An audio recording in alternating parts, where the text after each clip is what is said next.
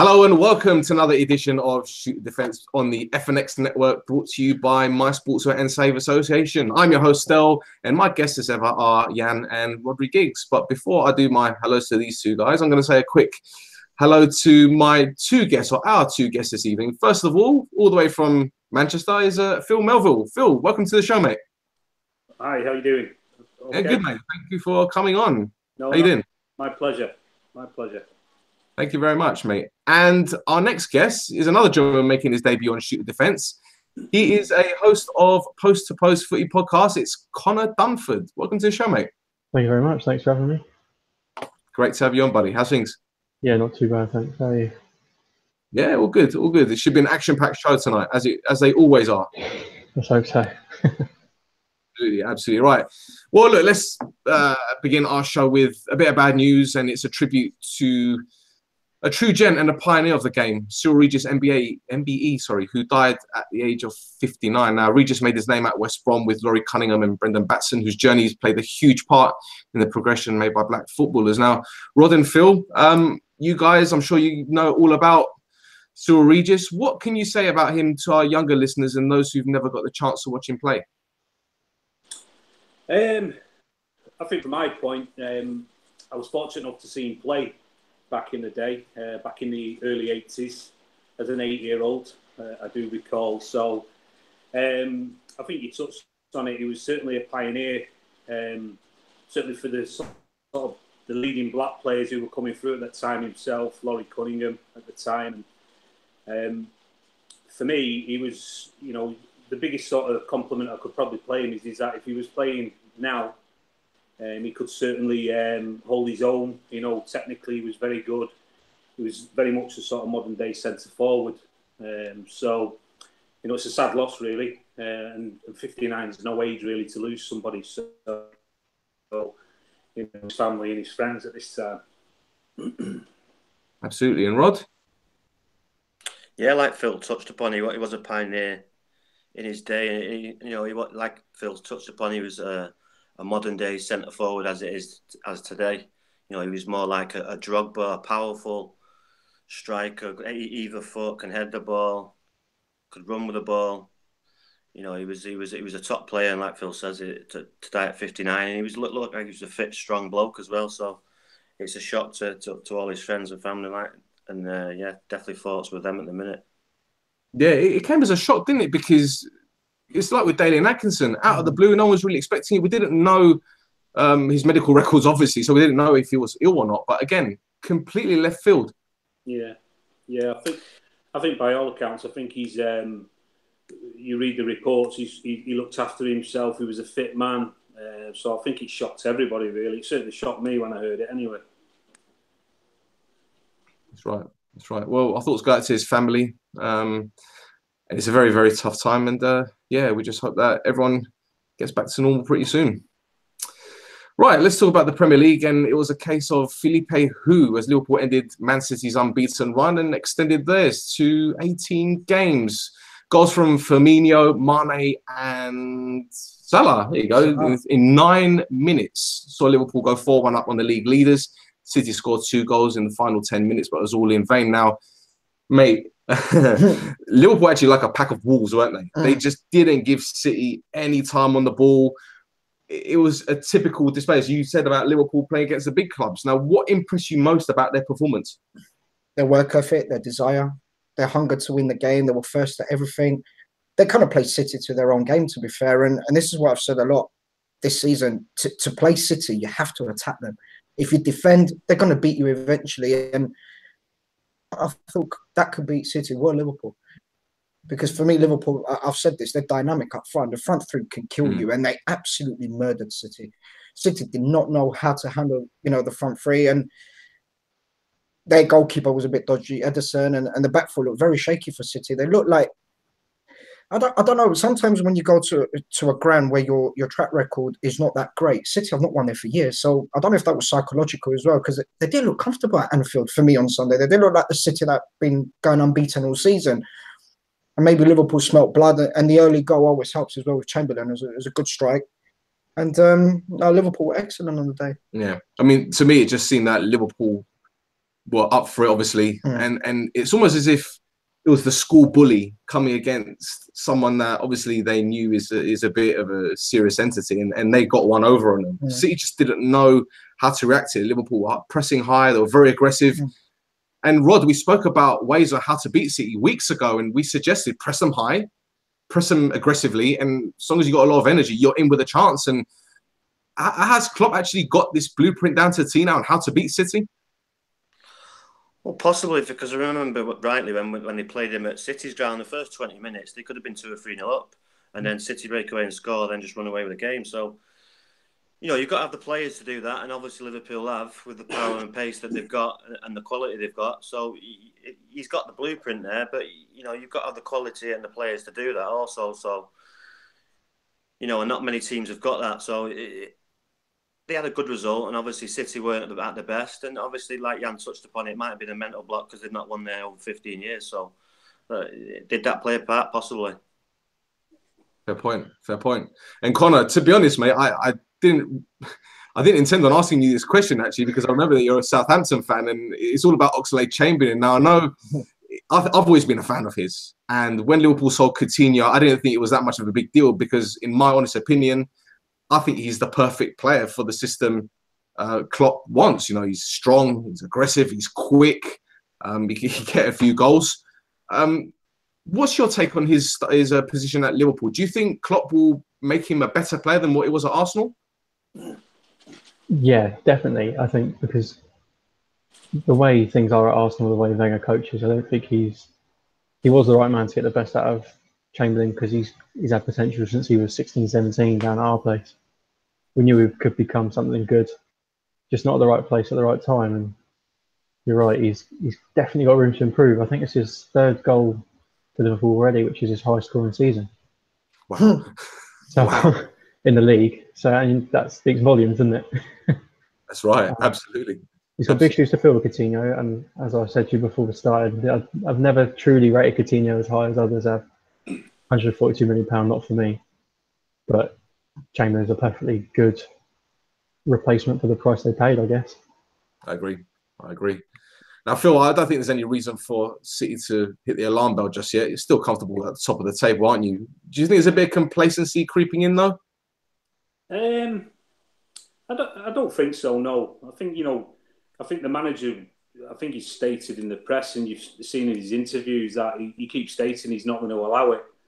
And, you know, you've got to remember, and I think Rod touched on it earlier, you know, I think there's a bit of, you know, they've been there 15 times and not won since 2003, I think, when you go back. So, you know, it's a tough.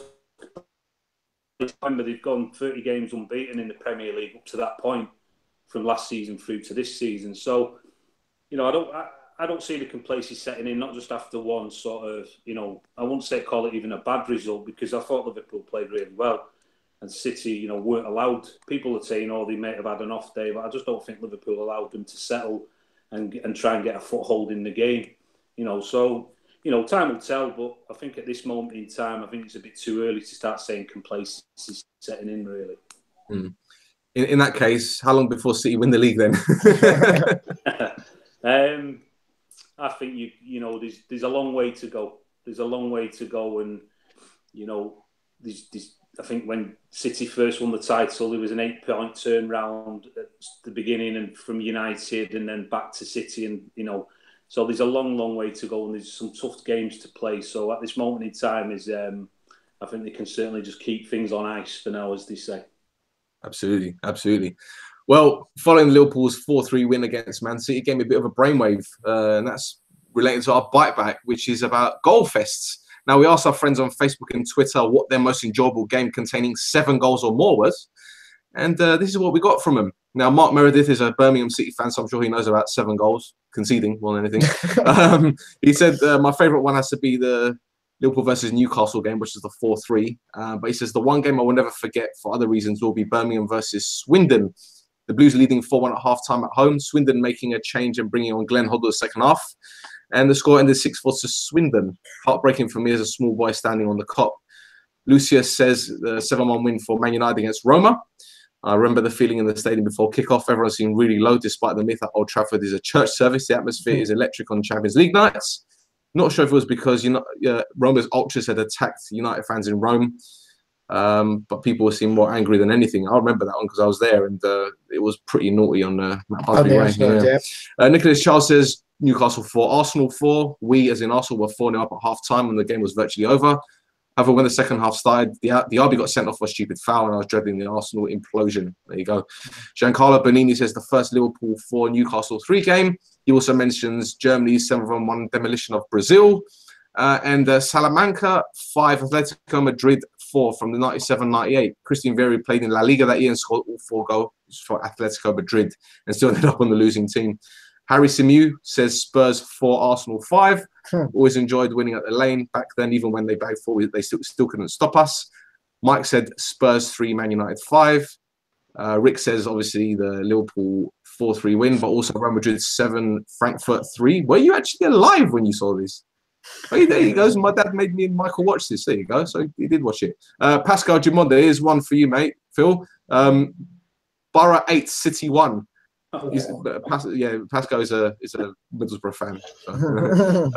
Dan DeLuca from Sofa Sports News says West Ham 3, Spurs 4, and it was Stalteri that got the winner in the last minute.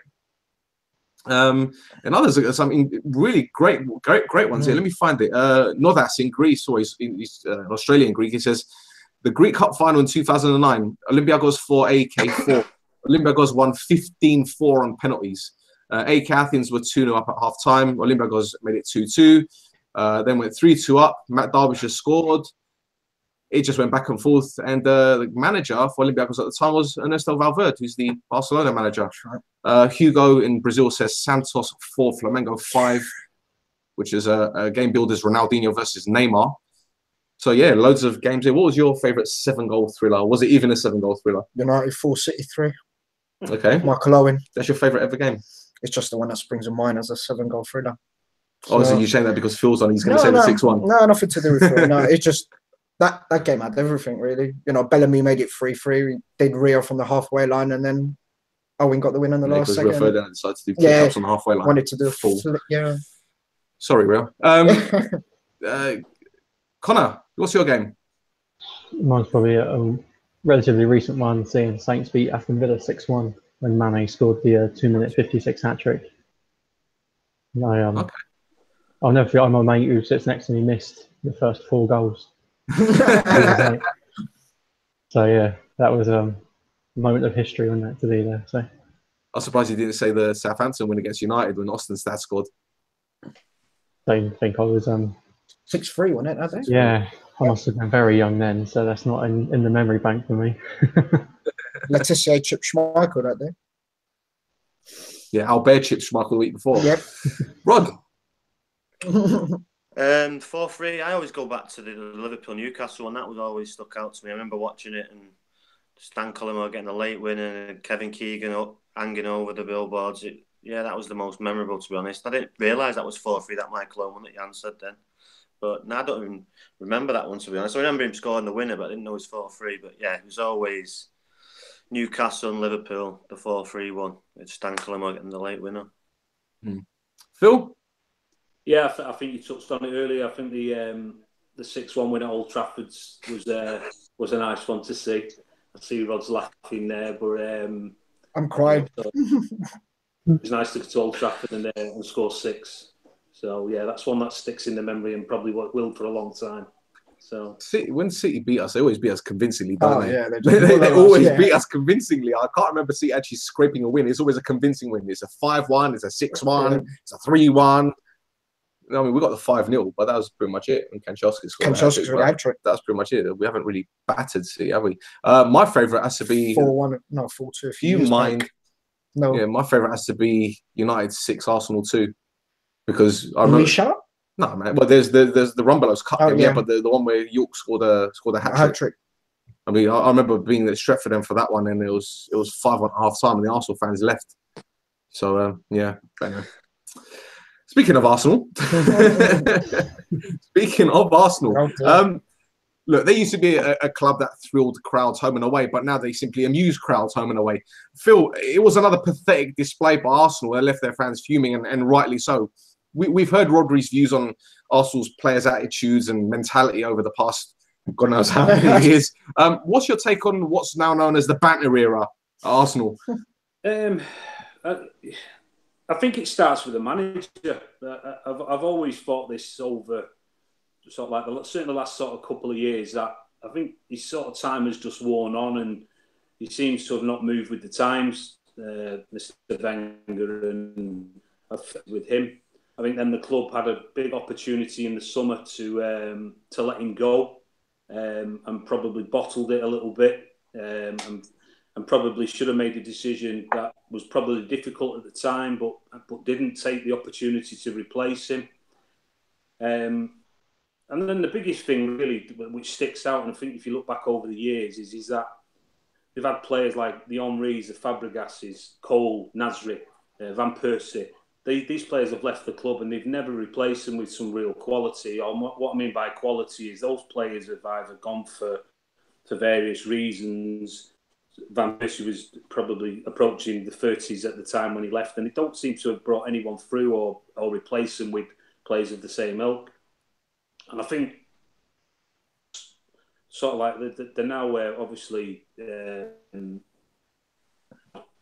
faced with is probably not an accumulation of now, it's probably an accumulation over the years of not basically replacing players and basically acting like the Man Uniteds have.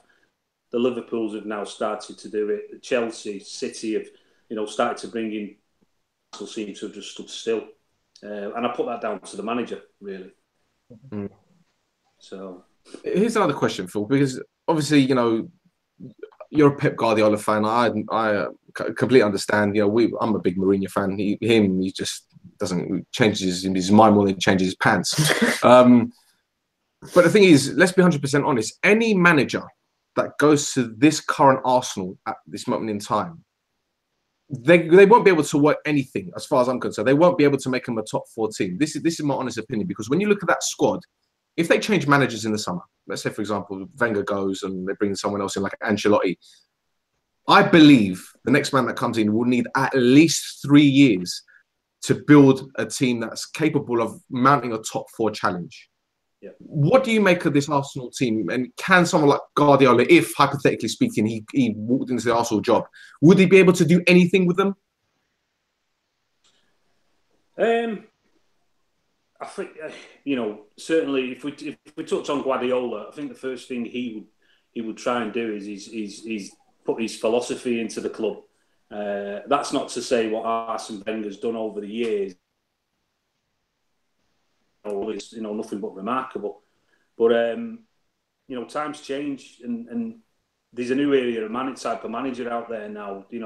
This high press game, which seems to be, your Klopps, your Guardiolas are doing it, and a lot of that comes if you look at the Spanish teams, the top Spanish teams, Atletico Madrid, they all, Barcelona, Real Madrid, they all tend to play that way. But going back to your original question, I think, Guardiola, would he go in and change things? I think you're right. I don't think it'd happen overnight. I think it'd probably take the best part of years at least. I'd even go as far as saying Mourinho, sending someone like that, he'd go in and steady the ship and probably do the dirty work that's needed. And what I mean by that is probably getting rid of the dead wood in the changing room, because there seems to be a lot of it at Arsenal, and that seems to be where the problem is. Can I add something, if I may? Yeah. Well. Who's Arsenal's biggest asset as a player? At this moment in time, they don't really have any, because the three main assets in Wilshere, Ozil, and Sanchez are out of contract. Oh, there you go. Says it all about the club. Disarray. It's abysmal. The way that it's run and how I don't blame Arsenal fans. I mean, we've had a lot of rivalry between United and Arsenal over the years, but I can understand their frustrations. They paid top dollar to go and watch their team. To watch that, for me, it's a joke. The way that it's been handled, it's not right. Not right at all. Well, listen, I know a lot of people are going to disagree with me, but if you don't like it, then don't spend your money. It's that simple, honestly. it is that easy. You don't have to spend hundreds of thousands of pounds traveling up and down the country to watch rubbish. Why would you? Why? It doesn't make sense. It really doesn't. It's not about supporting your club. I'm sorry. Don't complain if the results aren't on the pitch. You know, just stop it. Do something about it. If they stop making money, then they're going to do something about it. Anyway, that's just my my theory on things. Yeah. Anyway, Conor, Wenger's men, they're without a win in 5 games, and Wenger even said that the defeat was harsh. Do you blame him, or was anything harsh about it? I don't know. I didn't see anything wrong with that result. He's lost the plot, hasn't he? He really has. It's almost hypocritical calling it harsh, because they were outdone, hands down on the pitch. He had nothing to complain about. No decisions went against them really in this game. Admittedly, the West Brom one before probably could have complained about the penalty, but the reverse fixture, I believe, West Brom got denied a clear penalty as well. So him using the word harsh is just ridiculous in my eyes. He's out of touch with, not only, as you spoke about earlier, the players and the game, but just the way the game's officiated now. He needs to go, doesn't he? He needs to go to save himself, to save the club, to save everything that he's built, really. Yeah, absolutely. He's run over excuses. He's running on empty, isn't he? He's running on empty. Well, look, Bournemouth were always in the game, even when they were losing. Yeah. And they just capitalised on Arsenal's poor defending, because that's what Arsenal do. You know, they went from a 3-man central defensive trio to a back 4 when Ramsey came on, and then they conceded another goal. What will the win do for Bournemouth's confidence, though? Oh, it's a massive confidence boost. I mean, when you look at clubs like Bournemouth, they don't expect to get results like these against the top they almost beat them last season. They did, but you don't expect it. It's they judge themselves on the teams around them or the bottom 10 and try and get the results through there. So beating the top boys as well, and going to go down as well, to come back and beat them in the way that they did. Bournemouth try to play football the right way, which I like. Oh, here we go. Here we go. No, in a sense right way. Yeah, but they've been brave ever since they've come up. They've never come and stuck 11 men behind the ball and try to get results. So try and play Eddie Howe's philosophy, and I respect that. The fact that they've been brave, and fortune favours the brave, as they say. So I think Bournemouth have done all right to be in the Premiership and do what they've been doing, and this can kickstart their season. And if they get on the run and get a few wins, they could claim but winning games like this can only build your confidence, can't it? Such a romantic. Rod, Alexis Sanchez was left out of the Arsenal game, and it fueled speculation that he could either join United or City. Now, last night, City apparently pulled out of any deal or any interest they got in Sanchez. So it looks like could be on his way to United. What do you make of all this, mate? Because as far as I know, he was on the verge of joining City in the last transfer window. Then, according to Red Issue, United spoke to Sanchez's people in September. So what's happening? I don't understand. Well, it's obviously that they've obviously had a handshake or verbal agreement that Sanchez is going to join them and for this fee, and he's obviously reneged on that deal, and because obviously someone's offered him a bit more money. Obviously United have come into the fray, and his head's been turned by a bit of money. It all depends on Mkhitaryan now, by the sounds of it. So if they can sort of deal with Mkhitaryan, it looks like it'll be a straight swap. So wait and see. So it looks like it's going to run on and on. It's one of them sagas, or is it going to get dealt with? So we'll just have to wait and see. Well, the Curry Mile is in Manchester. If he's worried about missing it, if he goes to Green Lanes, it's full of Turkish kebab shops. He will love it. I promise. They're waiting for Stel to drive him to the Emirates, Rod. I'm sure he would, but he looks like he eats a few kebabs with that stomach he's got. So yeah, he needs to stay away from that. You see what I mean? So I've got my chauffeur's cap ready and everything. I'll open the back door and everything. Come on, No, but I think Mkhitaryan, if everything's going well, he'd be a good player to have in your team. But I don't think he's the type of mentality that the player that they want at Arsenal. They've got loads of them weak-minded. They need leaders there, and Mkhitaryan seems to be one of them. There it is. I completely agree with you. I think if he goes there, they'll get 6 to 8 good months out of him, and then they'll see exactly what I've been saying about him. Just lazy, sullen, just got no interest. He's perfect for him. He's a perfect Arsenal player. please. And I know Harry, you might be listening to it now, and I heard this podcast last night. It was like, we don't want United's cast-offs. Take him, please. I will pay you to take him. How about that? Anyway, Phil, what's your stance on City's take on Alexis Sanchez? Obviously, it seems that he wants to play for Pep. Guardiola wants him, but at the same time, City won't meet his wage demands. Do you think City are doing the right thing in putting their foot down and saying, no, enough's enough? We're not going to make you a highest earner. Yeah, I think they're right. I think, Rod touched on it earlier. They've done a deal with Arsenal in the summer, which obviously hinged on Arsenal couldn't get that deal over the line, and which ended up in ultimately with Sanchez staying with Arsenal. I think City, reading between the lines and what's being reported, City felt they had a deal in principle in place. And Rod touched on it. I think what's happened is United have obviously jumped in, which I can't blame them for because he's a world-class player. And basically, they've seized an opportunity, really. I think City are right in, they seem to have taken the sort of moral high ground on it, that we've shook on a deal, we've agreed something in principle, and it looks like Sanchez and his advisors have sort of like, they want to take as much money as they can get in, which at this time in the game now, it's the modern day footballer, aren't they? They're earning as much money as they can. So I can't really blame him, if I'm honest. He probably does want to play for Pep, but I think at this moment in time, it's probably not a bad call going to Old Trafford because it's not a bad place to play your football, is it really? Well, I've got another. It's a two-part question for you, Phil. First of all, if the rumours are true, which I'm not really going to go into too much, but if the rumours are true that he was going to be made City's highest-paid player, do you think it would have unsettled the likes of De Bruyne, maybe Sterling, who've had a fantastic season? Would that have made them a little bit unhappy? Yeah, most definitely. I think most of them have these clauses now in contracts that should somebody come in and earn more money, they want to be on a level par with the highest earner of the club. So, would it unsettle things? Probably, probably not. I think you probably have had a few players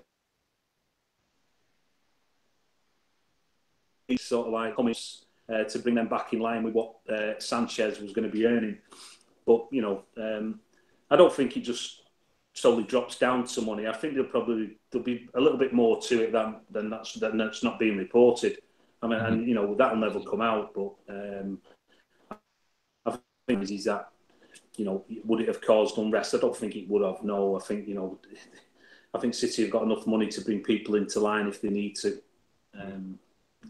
That's what I think anyway. So great stuff. And the second part of my question: if Sanchez did join Man City, would that have spelled the end for Sergio Aguero? Because as silly as this sounds, it doesn't seem that Aguero is the type of player that Guardiola likes. It's almost as if he's not versatile enough. Do you think he'd have played that central striker's role? Yeah, I think I thought this for the last 12 months. I think Sergio Aguero's days are numbered, really, at the club. I know he's been fantastic and he's a great centre forward, but I just don't think he fits the model of a centre forward that Guardiola wants. And for that, I think Sanchez was the player he was looking to bring in to replace him, because he seems to think highly of Jesus. I know he's out injured at this moment in time, but I think sort of my opinion is Aguero's days seem to be numbered at the club. I won't be surprised when it's announced that they're selling him or he's leaving the club. It won't come as a surprise anyway. Well, to be honest, I think he's one of the top 5 strikers in Premier League history. That's my honest opinion. I think he's that good. I honestly think he's that good. Right, Sanchez's potential new employers, Man United, beat Stoke 3-0. They had a few chances, Stoke, to be fair. Stephen Ireland twice. Maybe he was looking for his wig when he was shooting a lot of times, and then there was that Shaqiri shot. But that's pretty much it, really, in terms of shaky moments. Valencia scored the cracker with his left foot. Martial scored another goal with his right. He never used his left. But it was a stroll after that, wasn't it? It was comfortable. Second half especially, I thought United played really well second half. They controlled the game. They bossed it. First half got the early goal. I thought United would have kicked off after that, but they didn't. You got to give Stoke a little bit of credit after the goal, especially going a goal down early at Old Trafford with their run recently. They came back into the game, and like you said, they had a few chances. Phil Jones put a brilliant block on the goal line through Choupo-Moting, which was an open goal. Goals 1-1. You never know; it could be a different game. But once United got the second before half time, second half was a stroll. I fear for Stoke. I really do. I don't think the squad is good enough to stay up. I looked at them last night. Defensively, once upon a time, they were sound. They're not sound. Shawcross was injured, let's be fair. Yeah, but, even if he's there, look where they are in the league, even when he has played, to be fair. Well, you could blame Leslie for that, can't you? I look at Shaqiri. He's the only kind of bright spark at Stoke. I don't see anything else in there. I really don't. And if Lambert doesn't add a few players in this transfer window, I think they can go down. I really do. We were only saying a few weeks ago that Hughes might have enough to keep them up. What do I know, hey? I'm not saying I'm right. Gents, Stoke announced Paul Lambert as their new manager yesterday morning, and we've said for the past few weeks that their squad is good enough to stay up. But is Lambert the right man? What do you reckon, Conor? I think I'm with you guys. I think they'll go down. It'll give them more of a fight because obviously you get most managers give a bounce, don't they, when they come in? Pardew aside, apparently. But yeah, I don't think they have the squad. And even, like you say, Shaqiri's their bright spark, but he's a fair weather player, isn't he? When stuff's going well, he plays well. When it's backs against the walls, he's nowhere to be seen, is he? I think it was a couple of weeks ago he just gave up chasing balls in the end. And when you're down there, you need every player to fight their heart out. I just don't think they've got the players that will do that for them. But he's got a big job on his hands. Phil, City walloped Stoke. Chelsea walloped Stoke. United got a good result against Stoke. I think Liverpool will probably wallop them at Anfield. Tottenham walloped them. I guess Stoke are not the whipping boys, they're the walloping boys. Have they got any chance at all with Paul Lambert? I think it's going to be difficult. It's probably a difficult job for Paul Lambert to go into. I think if you look at his sort of like past two jobs, he's been at them clubs for, I think it was Wolves, wasn't it, and Blackburn. I think he spent less than 12 months at both clubs. I think it's going to be very difficult for him. I think Jan touched on earlier. I watched the game, and they were poor. And he's got a lot of work on his hands in a short space of time. So I wouldn't be surprised if we see them dropping come the end of the season. And Mark Hughes, to be fair, did a good job kind of changing Stoke's, philosophy in terms that it was nothing like Tony Pulis, but it wasn't the Mark Hughes Stoke that we kind of expected to see. At Blackburn, under Mark Hughes, they're very aggressive. At Fulham, they're quite aggressive, but it's almost as if you tried to get Stoke to play pretty football with players like Bojan and Afellay and all these other players, like Arnautovic. Where do you think it's going wrong for Stoke? And again, to you, will Lambert keep them up? The first question, they look like an ageing team to me. In the midfield, you've got Fletcher and Allen, who are not the mobilest midfielders in the world. You Crouch up front, who's probably Phil's quicker than him, and he's 20 stone. So, and so yeah, they're gonna struggle. You need energy in that middle of the park, and obviously Stoke haven't got that in a minute. Yeah, they've got abundance of experience, but you need legs, and they're getting overrun. I know they were unlucky, and they ended up getting beat 3-0 at Old Trafford, but they're leaking goals left, right, and centre, and that's not like Stoke of old. And Mark Hughes is obviously gone now, and Paul Lambert, will he keep him up? Like Phil says, it's going to be difficult for him because the squad's depleted. There's a lot of injuries, and they need to get back to winning ways and just keeping some clean sheets. Like we touched on over Christmas, they've only had 3 clean sheets, and 2 of them were in the first 2 weeks of the season. So they need to sort that out before they start, winning some games. But he's got a tough task on his hand. That's right. You want to add anything? No. You sure? You're looking at me like you want to say something. No. Okay, fine. I agree with the guys. Well done. You're being diplomatic. Conor, West Brom's win against Brighton has made things a little bit tighter at the bottom, and your boy Southampton are now in a proper dogfight. Things are going from bad to worse, aren't they, mate? I shouldn't laugh. I'm sorry. It's just... It is laughable. Don't worry. It is laughable. It's an absolute joke at the moment, if I'm honest. I mean, if you just have a little look at the old timeline for Southampton on Twitter, it's just negativity, negativity, negativity. And it's match days at the stadium, after the games, before the games. I mean, there's kind of 8 or 9 teams that, in my opinion, deserve to go down this season. So we're not the only ones. But we need a change and we need it fast. Unlucky at the weekend. I say unlucky, cheated at the weekend.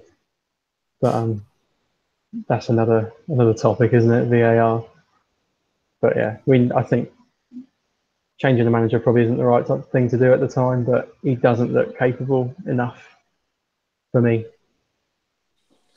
Is that because of his lack of experience in the Premier League as a manager, or is it because of the fact that he's just not good enough? I think he's just not good enough. I mean, he has no plan B. His plan A is questionable. And it goes above the manager as well, to be fair. It goes to the board too, because we're linked with... every player we're linked with, we get beaten to by clubs you'd expect to be challenging. Like Walcott, we've just lost that to Everton too. That I can kind of understand when it comes to wages and stuff, but there comes a point when you've just got to wipe the checkbook out, haven't you? Because we can't afford to go down. No one can afford to go down. Conor, why is he not playing Gabbiadini? Why does he keep going with when he's only scored like 1 goal in like 40 games? We don't know.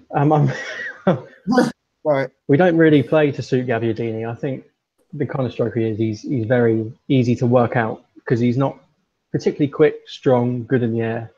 So if you can man mark him at the game very easily, I think that's his problem, and he needs kind of good service. And with players like Redmond and Tadic, you're just not getting that this season at all. But surely with a striker who's only scored 1 goal in like 40 games, you would have thought it would give Gabbiadini more chance. I mean, he can't get any worse than Long, can he? I think it's the work rate Long brings that gets him the game time, because he's relieves the pressure, doesn't he? And we are under a lot of pressure a lot of the time. Well, you could always blame Guardiola for that team talk he gave Redmond at the end of the game. Yeah, that was strange. No, I think if he thinks he's that good, he can buy him off us. 40 million, have him. Blimey. Well, sorry to hear that, man. It's never nice to have a guest on the show that supports a club that is in the relegation dogfight, unless it's an Arsenal fan. But then down there, unfortunately. Maybe next year. Or Real Madrid. We'll go into that in just a bit. Right. In other news, French referee Tony Chaperon has been suspended by the French FA for kicking Nantes player Diego Carlos before issuing him with a second yellow card for accidentally knocking him over. This is brilliant. Chaperon has since admitted he wasn't bundled over deliberately by Costa and has asked for the second yellow card to be rescinded, which it has. Now, Conor, this seems like a case of sorry, not sorry, isn't it? What's your case on the cake? What's your take on the incident?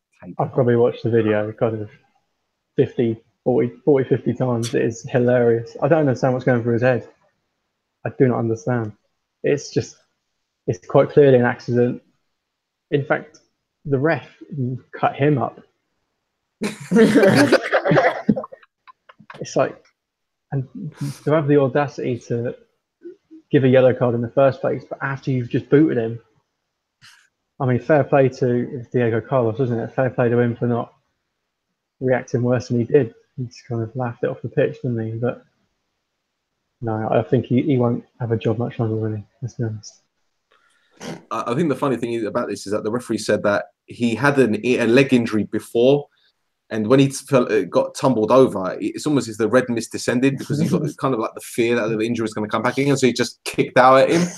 That's bonkers. But we've seen footballers push referees and all that. Like, Di Canio and was it Paul Alcott, wasn't it? Where he kind of like ran backwards and fell on his ass. And so Nantes, they were in the middle of a match between Paris Saint-Germain at the time, and they lost 1-0. Now, Angel Di Maria finally got on the score sheet, and he got the winner. Di Maria's old club, Real Madrid, surrendered the title at the weekend after a 1-0 loss at home against Villarreal.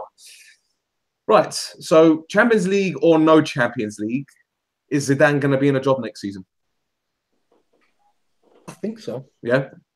Who's out there? Who can they replace him with? Well, they've made strange signings in the past. Mm. Vonderlee, Luxemburgo, Oh dear, Benitez. Rafa Benitez, I just think John Toshak. he might be given the time to spend this year. I don't know. I just don't see anybody out there that can take the job at this precise moment. I don't know what's happened at Real Madrid. I really don't. I mean, Bernd Schuster. Schuster, you're still going on with the managers. Right? Ronaldo and Benzema have been the cause for me this season. I mean, they've not scored the goals, and Bale's been injured as well. And it seems to be like a disarray at Real Madrid this year. I can't point a finger at what's gone wrong, to be honest. I mean, it's the same team virtually last year. Is it an aging team? I'm not sure. Maybe the likes of Isco and Asensio might need to start playing a lot more regular now and get the best out of kind of younger players and move the older ones on. But I just think for what he's done in the last few years, he might just scrape the job for another year. That's the doggy life, isn't it? Yeah. It's like playing Super Mario. You've got one life left. Yeah, I think so. Champions I mean, I Leagues. could be, you know, better as me as, you know, you can win the Champions League and still get sacked with what happened with Del Bosque. So it won't be a surprise if it goes. I just think this time they might just keep him. But it goes back to what we said weeks ago in the sense that they've won so much over a short period of time. There could be a chance that a lot of these players are... The hunger's gone? Yeah, possibly. Yeah, possibly, yeah. But that's what I mean about maybe moving the likes of Ronaldo on, Benzema on. Right, but if that's the case, which is understandable because Ronaldo is like 31, 32, who do you bring in? Hazard. And you really think he can guide Real Madrid to Champions League? He can guide them to La Liga the way that Barcelona are going at the moment? Maybe, with the players that they got? Maybe not next season, but they can build to getting Real Madrid to where they want to be. So you build your Real Madrid team around Eden Hazard. Well, why not? It'll be Hazard. It could be Aubameyang if they want to start signing another striker. 29-year-old Aubameyang. Yeah, but they need fresh pace merchant. They need fresh players. He's another player that should play for Arsenal. Another one whose head isn't screwed. Lewandowski, they can go and get him if they wanted to. I mean, that's what I mean about moving the likes of Benzema, Ronaldo, possibly Bale, and getting fresh players in with new ideas. Well, he's 29, 30 now. Wouldn't you take him over Aubameyang or Lewandowski? Yeah, 100%. What about you, Phil? Would Aguero do well at Real Madrid? Yes, I think he would. Whether he'd go there, because I know he's got his attachments with Atletico in the past. There seems to be a big divide across the city, but yeah, I think he'd do well. I think, like you touched on earlier, he's certainly one of the top 5 in Europe, isn't he? So he's only. I think he'd improve their team now if he was to go. So yeah, definitely. Excellent. Right. We end the show with news that Brian Riggs has been appointed head coach of Wales. He was chosen over the likes of Tony Pulis, Mark Hughes, Craig Bellamy, John Toshak, Barry Horn, Paul Bodin, Neville Southall. Who else? Loads of ex-Welsh players, but they chose him. Gents, let's be brutally honest. Wales caught lightning in a bottle when they got Gary Speed, and Chris Coleman kind of continued the luck of the Welsh, so to speak. What has this appointment done for you guys in the sense of, is it come as a surprise, and how well do you think it will do? What do you think? The guy that advertised corn, you know what I'm talking about? I think it's a surprise. Yeah. The fact that he's got no managerial experience in the past. Well, he's got 4 games. That's not managerial experience. That's caretaker job.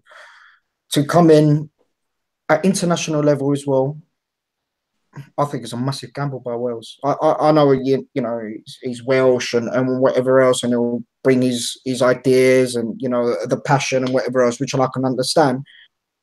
But stepping into international football with lack of managerial experience, I think is a gamble. Rod, we spoke about this a few weeks ago in the sense that, you know, you wanted a guy with that experience. We mentioned Tony Pulis, who obviously has had that experience at managerial level, the top flight.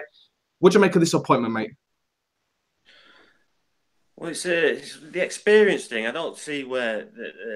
he hasn't got the experience, but, you know, you've got to get the experience somewhere. We've seen it before. Gary Speed didn't have any experience, and he started off what Chris Coleman finished, and he did a really good job. So, you know, he's got the experience, and he's been under the manager, Sir Alex Ferguson, for how many years? 25 years. So even if he takes half of what what he had, then he's going to have something. If he hasn't, then he's an idiot. But I'm sure he's not an idiot. So I'm sure he's going to have something along them lines. So it's, it's a big job, and it is a really, really big risk. So it's a difficult one, but he's got it now. There's a lot of people in Wales that are happy that he's got a job. There's a lot of people in Wales that he's not got. That he's happy he has got the job. So he's got the job now. So we have to get behind him, and hopefully he has a good start. 'Cause if he doesn't get a good start, the fans are going to be onto him, and they can turn pretty quickly. So he could have a bad game, and then he's got to wait 3 months, and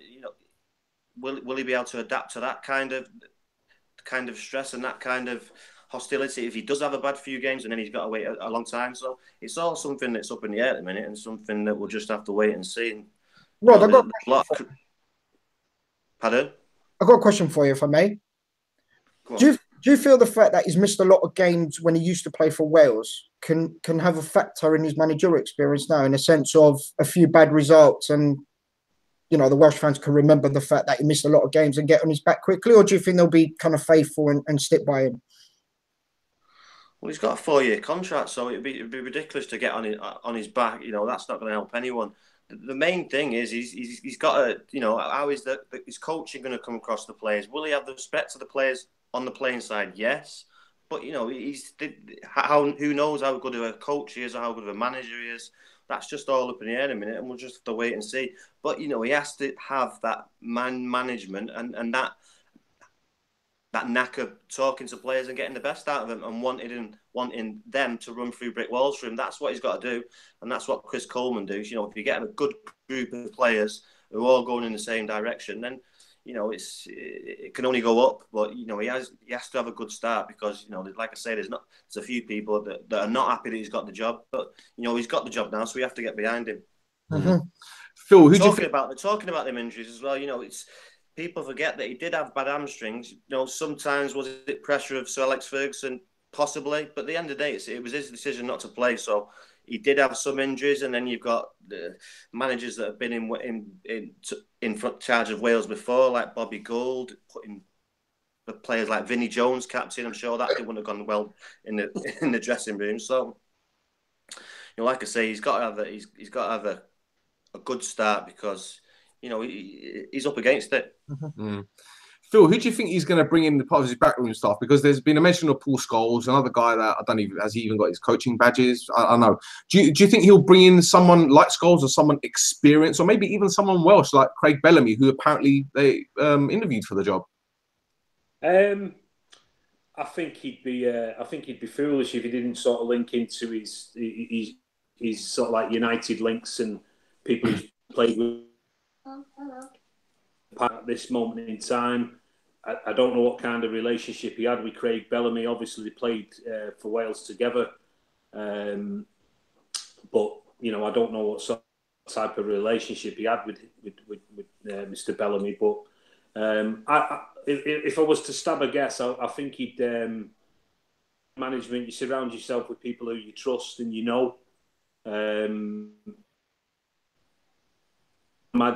people closer to home, people he's played with, whether they might have a Welsh connection, who knows? He played with Mark Hughes for a long period, and Mark Hughes has got people around him who've been involved in the Welsh scene for numerous years. So he may well be tapping into that sort of avenue. I don't mean bringing Mark Hughes in, because I don't think that would happen, but he may well tap into that side of, players he's played with in the past.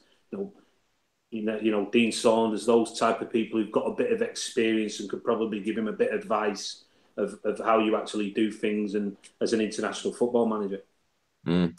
And Conor, is it a win-win situation for him?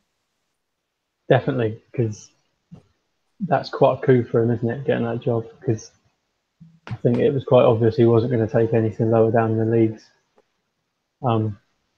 So I think, as Rod touched on, it's definitely split the fans, but it's probably a good job for him. It probably is a good base start where expectation isn't high. He's got 2 qualifying campaigns to get through, and no disrespect to Wales, but you probably don't expect them to qualify. So if he gives it a good go, then happy days for him, isn't it? Mm.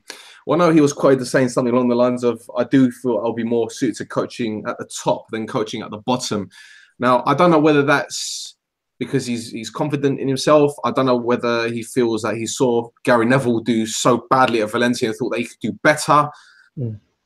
For me, I've seen the likes of Frankie Rijkaard walk into the Dutch national team job. I've seen Van Basten do it. I've seen Gianfranco Zola walk into a job with very little experience. I agree with you in the sense that this is a win-win situation for him, because if he doesn't do well, then people are like, well, we didn't expect him to. So they're like, well, you didn't expect me to. So what do you expect? There you go. I use the word expect too much. Whereas at the same time, if he does do well, it's like, I told you so. Yeah. For the sake of the Welsh national team, I know they've got a lot of young players coming through. Perhaps his experience working with youngsters at United could be something. I know that he doesn't like defensive coaching because he walked out of a training session a couple of times at United when David Moyes was doing 2-hour training sessions. So I guess he's going to be more focused on attacking. But it'll be very interesting to see, because the way I see it, I think they're going to China for a few friendly games. And I think they might be playing the German national team as well, one of the friendlies. So, which is quite ironic because I think he made his debut against Germans as a player for the Welsh national team. So it could go either way for him. But for the sake of the national team, for the sake of Wales, because we know that they had a successful 2014 2014 Euros, wasn't it? Well, that's almost 4 years ago. Wow, can't be. 16. 2016, see? Fool. Anyway. My fault again. Yeah, of course. My beard was putting me off. So yeah, let's see how it goes with him. But if he does get the chop, then I think they're going to go for a more experienced head. But who's out there? I don't know. It needs luck. It needs luck as well. You need players. You need Gareth Bale fit. You need Ramsey fit. You need all the top players fit. If he doesn't get that, then he's going to be struggling. But I don't agree with Conor that if he doesn't qualify, then Wales should be qualifying for the Euro Championship. Just been in the semi-final, the Euros. All right, we're not qualifying for the World Cup, but we should be playing in that Euros, and we should be qualifying for that Euros with the squad that he's got and the players that he've got. Do you think reliance on Bale there, though, isn't there? And it's because I think without Bale, Wales are a very weaker team because he is that good. And his injuries have just been awful, haven't they? And then it doesn't look like they're going to get any better. Yeah, like I said, he needs luck. He needs all the players to be fit. And if he doesn't get that, it's going to be tough for him as well. But he's going to have to adapt to that. He knows that going into the game. It's something he's just going to have to adapt to and get on the training pitch and just adapt to it. Yeah, I don't think he'll be naive as to just bringing people that haven't got any experience in the sense of a coaching capacity. I think you might see the likes of Mike Phelan. What about Tosha? What's been doing now as well? You need to, like Phil touched upon, when you're coaching and after you're doing a big job like that, you need people that you can trust. So he's going to bring people in that he trusts 100%. I don't know about Craig Bellamy. I don't think that'll be an option for him. But so I don't know. Maybe Nicky Buck. Maybe go for Craig Bellamy, but I'd be surprised if he did. Well, Nicky Buck's got a job at the academy, man. He ain't going to leave that for the Welsh national team. But what affiliation he's got with Wales? Just because he makes with Ryan Giggs? It could be. If anything, he'll be Paul Scholes because they're mates, aren't they? And Scholes is too busy complaining about Pogba on BT. But no, I can see someone like Mike Phelan, maybe some of the old backroom stuff at United, maybe someone that Ferguson might know. You just never know, because when you're an ex-player like him that's probably known so many different people, he might call up, or maybe Peter Schmeichel might be goalkeeping coach. You never know. Wayne Hennessy might need to learn how to catch. Rene Mullenstein, maybe. Mullenstein, yeah, but he's in India, isn't he? Wes Brown. You just never know. So let's see. It'll be an interesting next few months to see how Wales get on. And yeah. Anyway, that's it for us this week, guys. Thanks for tuning in. Thanks for listening. Thank you to Conor. Before I let you go, mate, do you want to give us a mention, give your show a mention? Tell us more about it.